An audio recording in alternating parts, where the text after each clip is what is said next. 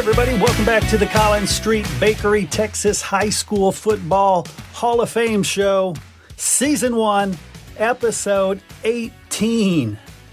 Sammy Baugh was inducted into the Texas High School Football Hall of Fame in 2010 and is easily one of the most legendary members. From his high school days in Temple and Sweetwater to becoming a household name in football circles, Slingin Sammy Baugh is a wonderful story. I will introduce you to him right after this. Do you want to give a unique Texas-themed gift? Since 1896, Colin Street Bakery has been baking and shipping their amazing baked goods to all 50 states and over 200 countries. This family-owned small-town business has been supporting Texas high school athletics for generations. Visit colinstreet.com and enter the special offer code just for our listeners, 91GOAL, and receive 10% off, or visit any of their retail stores on I-45 in Corsicana, I-35 in Waco, and I-20 in Lindale. Again, 91GOAL is the code at colinstreet.com. Help support a great Texas business in Colin Street Bakery. Do you run a city league or maybe a select team and need sports equipment? Well, then check out Frazier Sports. They've been a leading sports distributor for the past 75 years. They deal with some of the best brands in athletics: All-Star, Under Armour, Majestic, Augusta, and many, many more. Their brick and mortar is located at 6600 Broad Avenue in Waco. You can reach them by phone at 1-800-722-5124 and online at Frazier Sports. That's Frazier with a Z, sports.com. If you need sporting goods, start with Frazier. Athletic Supply is a family-owned business that has been taking care of Texas schools since 1946. They are able to provide the coveted small business customer service we all love and long for, along with the name brand products you have come to know and trust. Their specialty is supplying the schools of Texas with all their sporting goods needs, from uniforms to equipment. Their salesmen have the knowledge and experience to get your team ready for any season. They cover cities from El Paso to Louisiana, Amarillo to Corpus Christi, and everywhere in between. They'll come to your school and get you ready for any upcoming season. Athletic Supply is located at 1107 North Grant Avenue in Odessa, Texas. They're available by phone, 800-272-8555, and online at athleticsupplytx.com. Working in the oil and gas field means you need to wear clothes that are comfortable and safe. Doesn't mean you can't be affordable and stylish as well. Check out L4FRclothing.com. Created by Brett Lee, a military veteran and a veteran of the oil and gas industry, he knows what an oil and gas worker wants to wear when they're out on the job. They want to look good, they want to feel good, and they want to be safe. And that's exactly what L4FR clothing is. Not only is it fire resistant, it's lightweight, meaning that whether you're in the cold of Alaska or the heat of West Texas, your pullover will do its job. So check out L4FR clothing at L4FRclothing.com. You can also email them at info@L4FRclothing.com.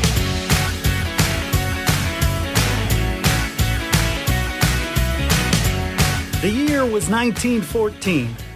Henry Ford announced that the Ford Motor Company wages would jump from $2.40 an hour for a 9-hour day to $5 an hour for an 8-hour day.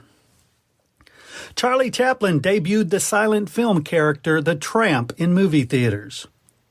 Construction on the Lincoln Memorial began in Washington, D.C.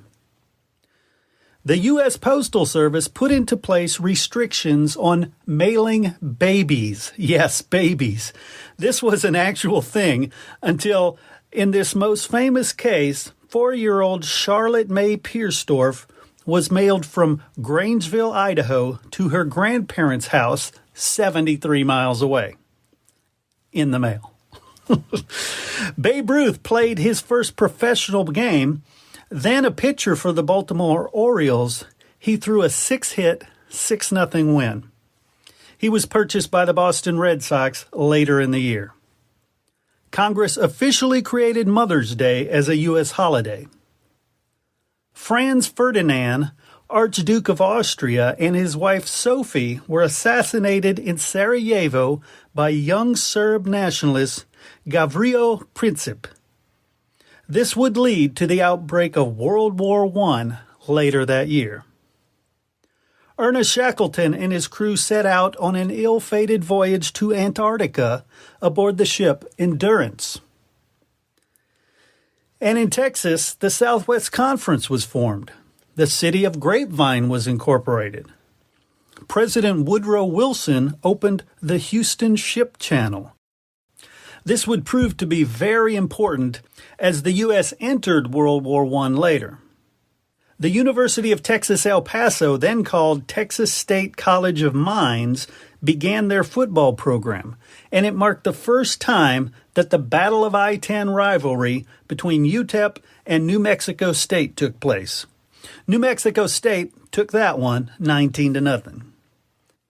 And on a farm in Temple, Texas, Samuel Adrian Baugh was born.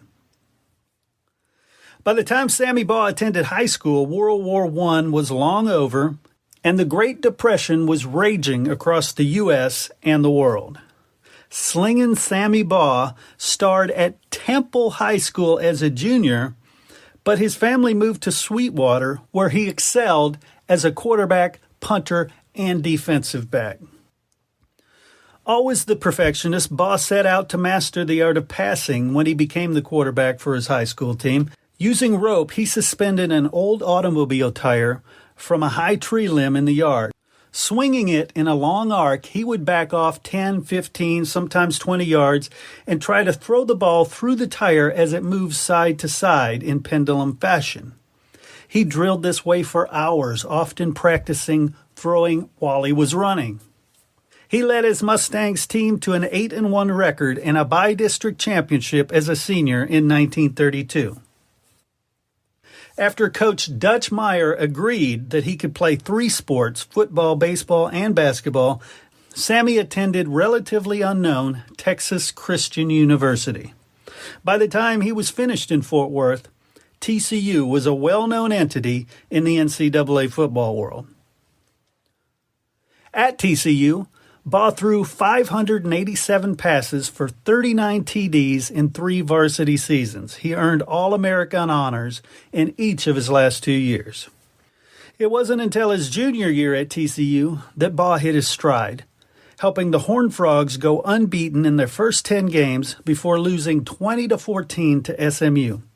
TCU went to the Sugar Bowl that year and edged LSU 3-2 in a muddy mess of a game. His senior year, Baugh was more proficient, even if his team wasn't. The Horned Frogs lost 2 games, but beat Santa Clara, then the nation's only undefeated team, in the regular season finale to earn a berth to the very first Cotton Bowl. Baugh was named one of 3 MVPs as TCU whipped Marquette 16-6.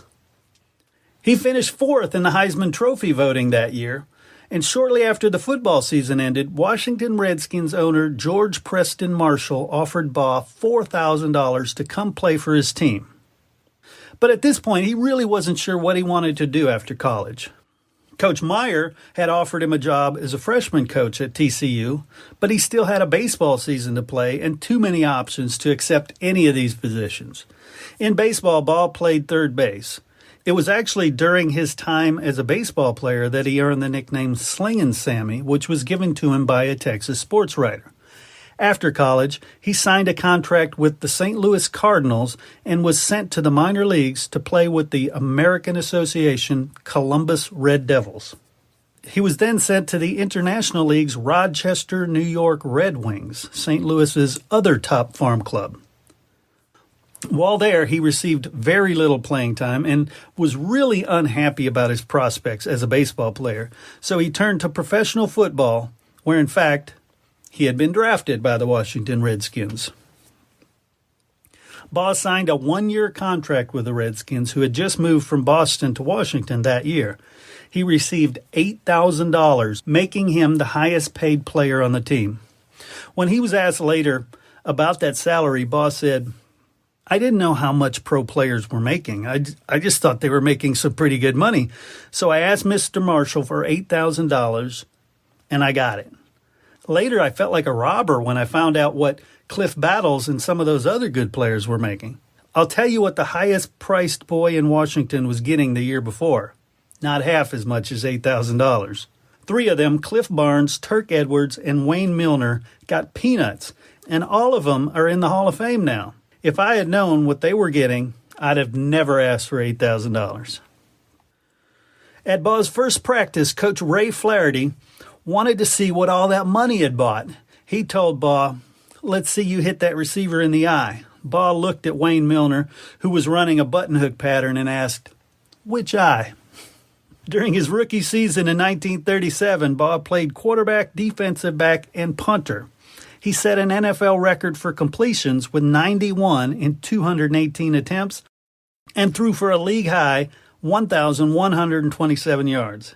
He led the Redskins to the NFL championship game against the Chicago Bears, where he finished 17 of 33 for 335 yards, and his second-half touchdown passes of 55, 78, and 33 yards gave Washington a 28-21 victory.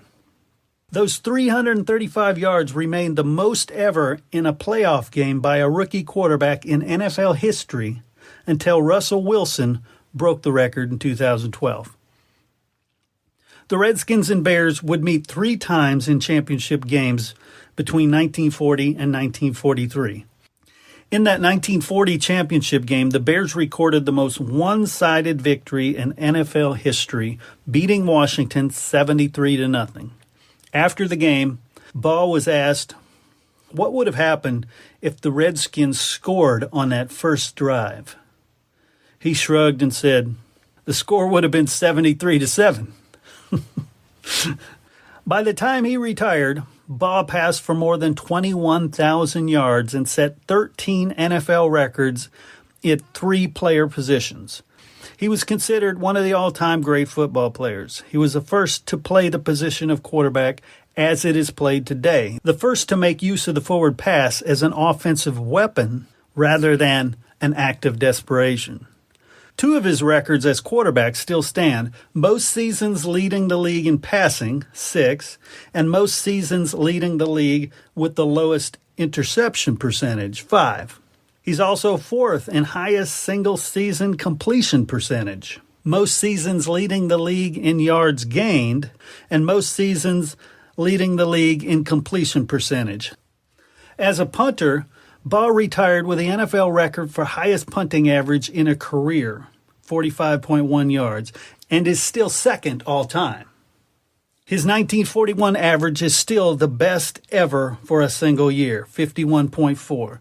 He led the league in punting from 1940 through 1943.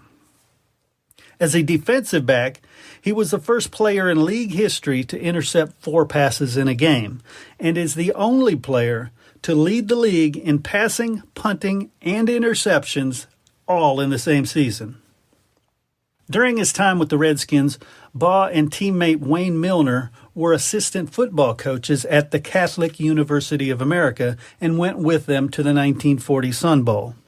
After his playing days ended, he became a head football coach for Hardin-Simmons University.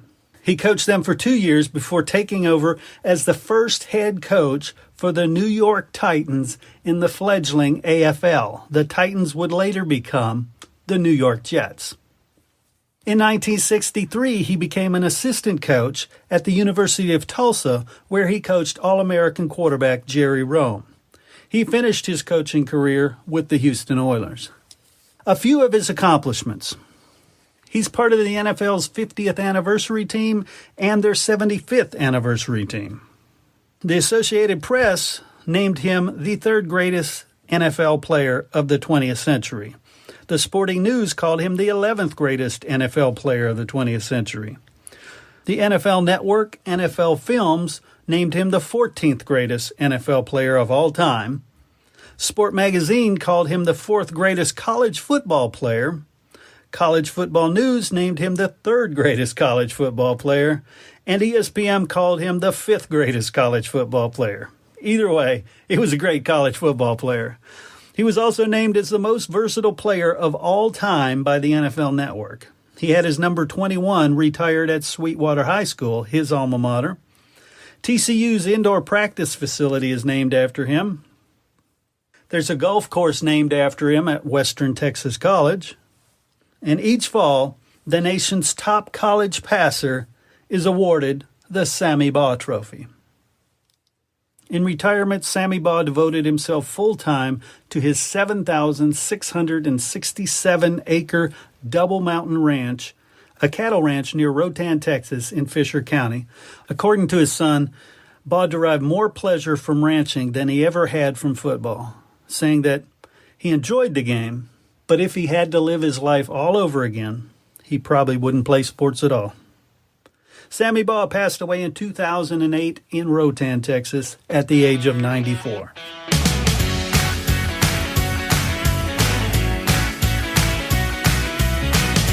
Hey, once again, I want to thank you so much for joining me and giving me the opportunity to tell these stories. These are some amazing stories, some amazing players. Yes, there are some of them that we know a lot about, like Sammy Baugh, but there's little pieces that definitely we need to share.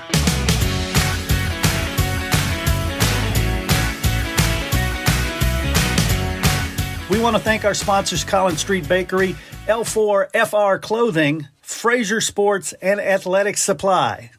We also want to thank our following supporters. Without these folks, this show would not be possible. Mike and Carolyn Anderson, David Smoke of Smokey.com, Eddie and Diala Walski, Wade Funeral Home, located in Hubbard and Arlington, Charles and Debbie Brightup, Sam and Paulette Thompson, Gary and Cindy Hayden, Hank and Kim Laywell, Jack Moss of Gridiron Gallery, GT and Kathy Morton, Kyle Hayden of Strong Events, and the Texas High School Football Hall of Fame.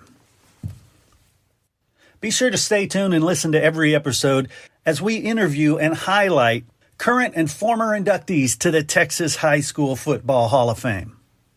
You can catch the show anywhere podcasts are found. We're talking iTunes, Stitcher Radio, Spotify, Google Play, TuneIn Radio. Anywhere you find podcasts, you will find the Colin Street Bakery Texas High School Football Hall of Fame show. Until next time, I'm your host, Chris Daly, wishing you a historic week.